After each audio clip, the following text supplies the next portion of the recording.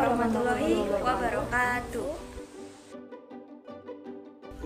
Perkenalkan, kami dari kelompok 3 kelas 11 IPA 2 ingin menyampaikan materi transformasi geometri.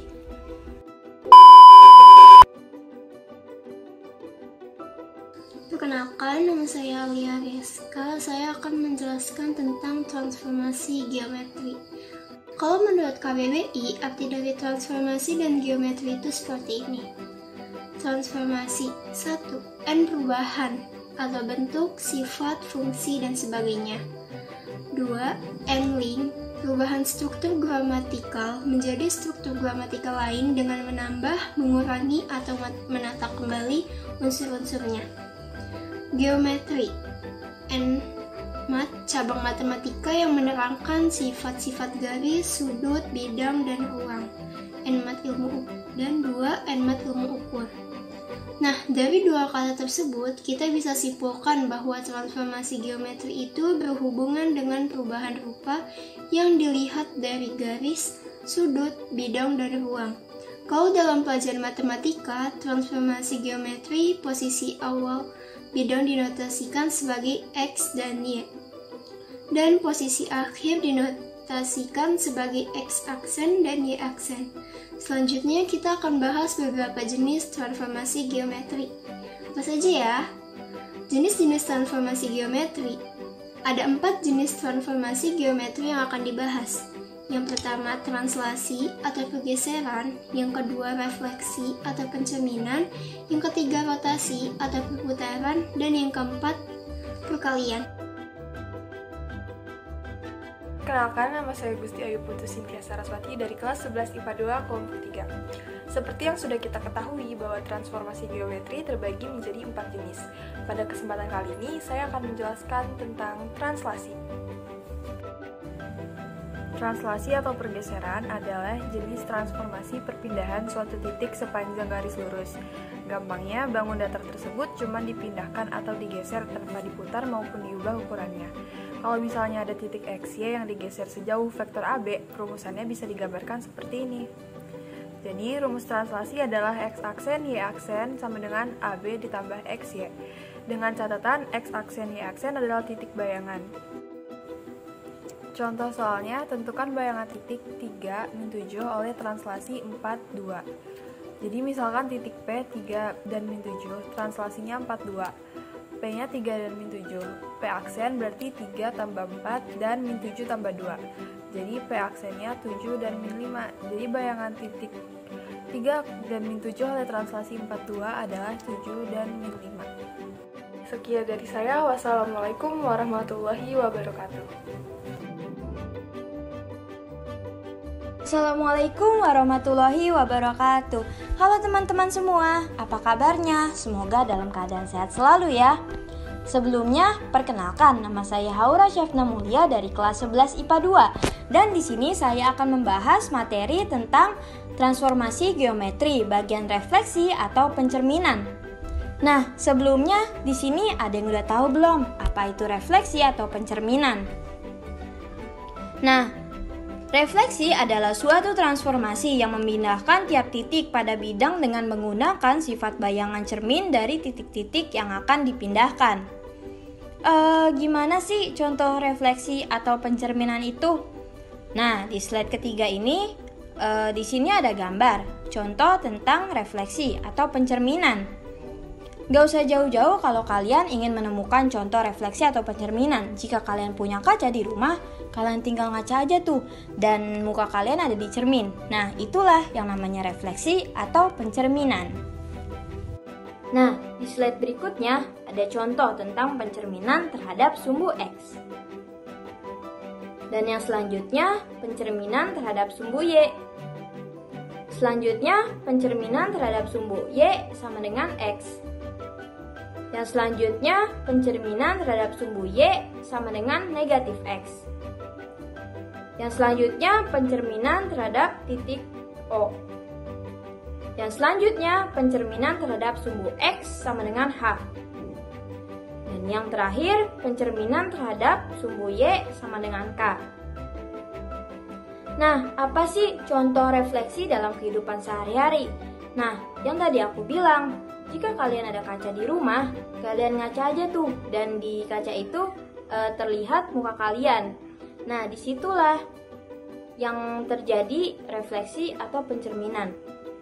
Nah, di sini ada gambar, di sini ada gambar gelas, dan di bawahnya itu refleksi dari gelas tersebut. Nah, yang selanjutnya di sini ada contoh soal. Yang pertama, titik D negatif 2, Y jika dicerminkan terhadap garis Y sama dengan negatif X memiliki bayangan di titik. Di sini D aksen negatif Y, negatif X sama dengan D aksen negatif 6, negatif 2 sama dengan D aksen negatif 6,2. Yang selanjutnya, bayangan dari titik E, negatif 6,7 jika dicerminkan terhadap sumbu Y adalah E aksen negatif X, Y sama dengan E aksen negatif 6,7 sama dengan E aksen 6,7. Dan di sini ada contoh soal yang terakhir. Tentukan bayangan garis 5X tambah 4Y sama dengan 7 jika direfleksikan terhadap garis Y sama dengan negatif X. Pencerminan terhadap garis Y sama dengan negatif X, berarti matriksnya adalah X aksen, Y aksen sama dengan 0, negatif 1, 0. X, Y sama dengan negatif Y, negatif X. Jadi kita substitusikan Y sama dengan negatif X aksen dan Y dan X sama dengan negatif Y aksen, sehingga didapat persamaan bayangannya adalah 5 negatif Y ditambah 4 negatif X sama dengan 7. Jadi negatif 4X min 5Y sama dengan 7. Sekian yang dapat saya sampaikan, kurang lebihnya saya mohon maaf. Wassalamualaikum warahmatullahi wabarakatuh. Terima kasih. Assalamualaikum warahmatullahi wabarakatuh. Perkenalkan, nama saya Yosyana Rabika dan di sini saya akan menjelaskan materi tentang rotasi atau perputaran. Pertama-tama, kita harus tahu apa sih rotasi itu. Rotasi atau perputaran adalah suatu perubahan kedudukan atau posisi objek dengan cara diputar lewat suatu pusat dan sudut tertentu. Besar rotasi dalam transformasi geometri sebesar A yang telah disepakati untuk arah yang berlawanan dengan arah jalan jarum jam. Apabila arah perputaran rotasi pada sebuah benda searah dengan jarum jam, maka sudut yang dibentuk yaitu minus A. Hasil dari rotasi sebuah objek tergantung dari pusat serta besar sudut rotasinya. Perhatikan gambar di samping, ini adalah contoh gambar grafik rotasi atau perputaran. Nah, di kehidupan nyata, yang lala yang sering kita lihat di tempat rekreasi merupakan salah satu contoh dari rotasi dalam transformasi geometri loh. Prinsip yang digunakan sama dengan rotasi dalam transformasi geometri, di mana memutar pada sudut serta titik pusat tertentu yang mempunyai jarak sama dengan setiap titik yang diputar. Adapun rumus yang digunakan dalam rotasi transformasi geometri antara lain yang pertama, rotasi sebesar 90 derajat dengan pusat A, B dibagi X, Y menghasilkan min Y plus A plus B X min A plus B. Yang kedua, rotasi sebesar 180 derajat dengan pusat A, B dibagi X, Y menghasilkan min X plus 2A plus B min Y plus 2B. Yang ketiga, rotasi sebesar minus 90 derajat dengan pusat A, B dibagi X, Y menghasilkan Y min B plus A min X plus A plus B. Yang keempat, rotasi sebesar 90 derajat dengan pusat 0,0 bagi X, Y menghasilkan min Y dan X. Kelima, rotasi sebesar 180 derajat dengan pusat 0,0 dibagi X, Y menghasilkan min X dan min Y. Yang keenam, rotasi sebesar min 90 derajat dengan pusat 0,0 dibagi X, Y menghasilkan Y dan min X. Memperoleh hasil rotasi dengan cara menggambarnya terlebih dahulu akan sangat tidak efektif. Maka dari itu, kita harus menggunakan metode lain yang bisa digunakan untuk menentukan hasil objek hasil rotasi. Solusinya adalah dengan cara memakai rumus transformasi geometri untuk rotasi. Simak lebih lanjut rumusnya pada pembahasan di gambar ini. Ini adalah rumus pada gambar rotasi dengan pusat O 0,0 sebesar A. Bisa diperhatikan. Dan ini gambar kedua, rotasi dengan pusat MN sebesar alfa. Bisa diperhatikan. Ini yang ketiga, rotasi dengan pusat 0,0 sebesar A, kemudian sebesar delta. Dan ini ada gambar keempat, rotasi dengan pusat P, MN sebesar A, kemudian sebesar delta. Dan kita akan ke contoh soal. Contoh soal, diketahui segitiga ABC dengan A 4,6, B 8,0, C 0,9 diputar sejauh I radian berlawanan arah jarum jam dengan pusat O 0,0. Maka bayangannya adalah segitiga ABC. Koordinat titik berat segitiga ABC adalah, kita mulai pembahasannya atau penyelesaiannya. Soal untuk menjawab soal ini kita tentukan terlebih dahulu hasil rotasi titik A, B, dan C. I sama dengan 180 derajat.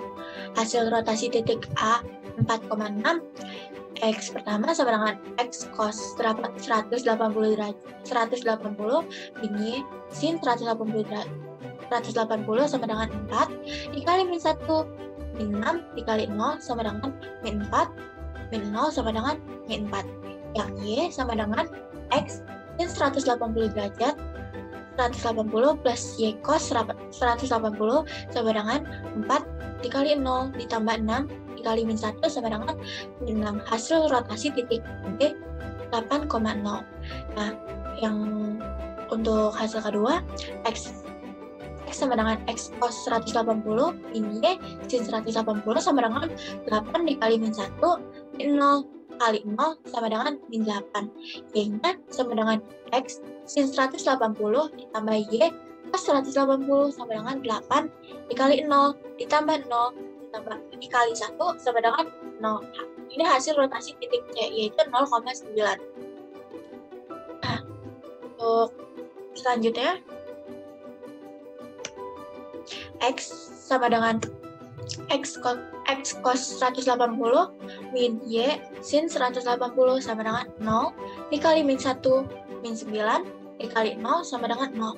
Y-nya sama dengan X sin 180 ditambah Y cos 180 sama dengan 0 dikali 0 ditambah 9 dikali min 1 sama dengan min 9.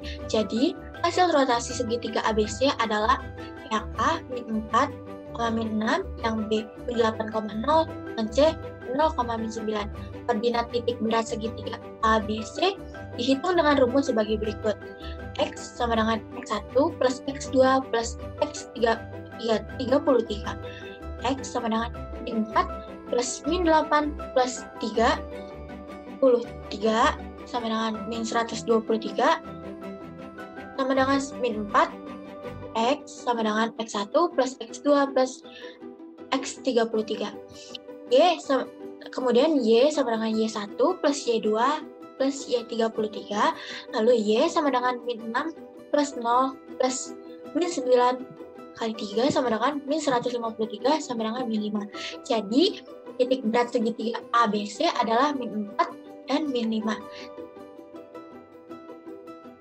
Kenalkan, nama saya Aurel Clarista. Di sini saya akan menjelaskan materi tentang dilatasi atau perkalian.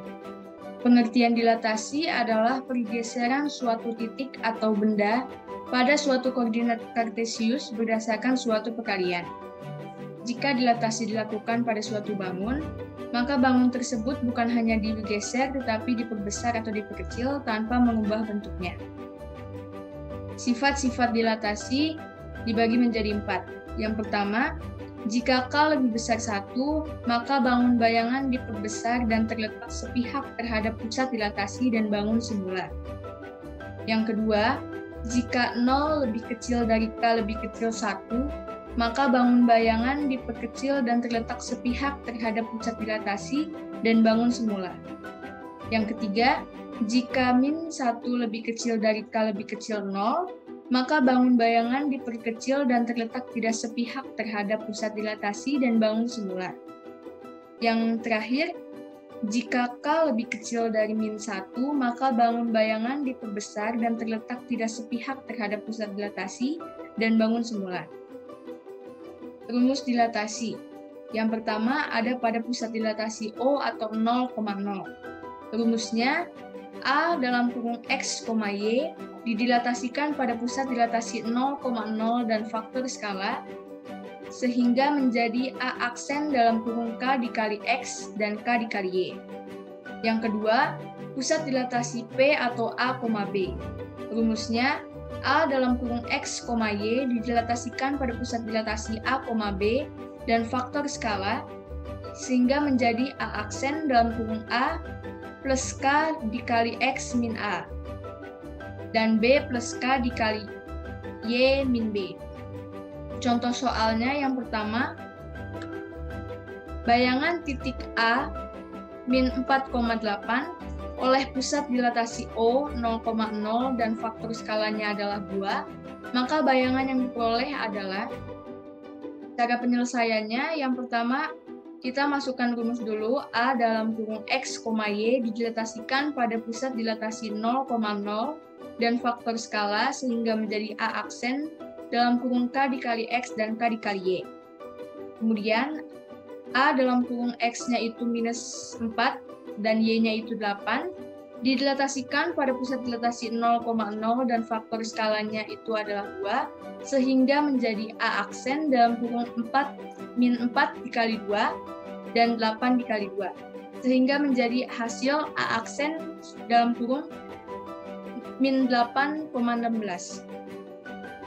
Contoh soal yang kedua, tentukan bayangan titik A min 5,1 oleh faktor skala 3 dan pusat dilatasi P 2,-3. Penyelesaiannya memakai rumus pusat dilatasi P atau A, B, yaitu A dalam kurung min 5,1 didilatasikan pada pusat dilatasi 2,-3 dan faktor skala 3, sehingga menjadi A aksen dalam kurung 2 ditambah 3 dikali min 5 dikurang 2, dan min 3 ditambah 3 dikali 1 dikurang min 3. Kemudian A aksen dalam kurung 2 ditambah 3 dikali minus 7, dan min 3 ditambah 3 dikali 4. Kemudian A aksen dalam kurung 2 ditambah minus 21, dan min 3 ditambah 12, sehingga menjadi bayangan A aksen dalam kurung min 19 dan 9. Sekian penyampaian materi dari saya. Terima kasih.